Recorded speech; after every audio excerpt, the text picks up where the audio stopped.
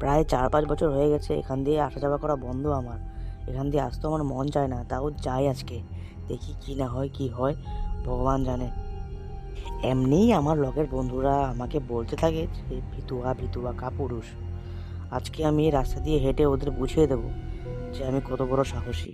না বাড়া, গার ফাটছে, রিঙ্কুকে ডেকে নিয়ে আয়। আগে যাওয়া আমার দ্বারা সম্ভব হবে না বাড়া, রিঙ্কুকে ডাকতে হবে।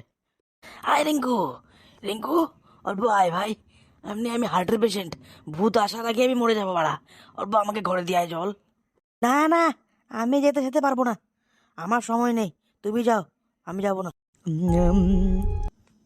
আরে ঘরে মাংস বানিয়েছি তো, চল না, মজা হবে ঘরে গিয়ে। আজকে আসতে হবে না আমাদের ঘর থেকে, ঘরে থাকবি। চল চল চল চল চল চল। আরে আমি যাবো না বলছি, রাতে আমাকে বান্ধবী ডেকেছে নিজের হোমওয়ার্ক করাতে। আমি আজকে যাবো না, আমি অন্যদিন যাবো। আজকে কাম আছে বহুত। রাত্রে বেলা তাদের বাড়িতে ডেকেছে তোর হোমওয়ার্ক করতে? ব্যাপারটা বুঝলাম না, কিছু খাপ খাচ্ছে না তো। বাড়া শোনো, তোমার কোনো খাপ খাওয়াতে হবে না, তোমার ওইসব বয়স পার হয়ে গেছে। নিজের ঘরে যাও যাও, আমি যাবো না আজকে।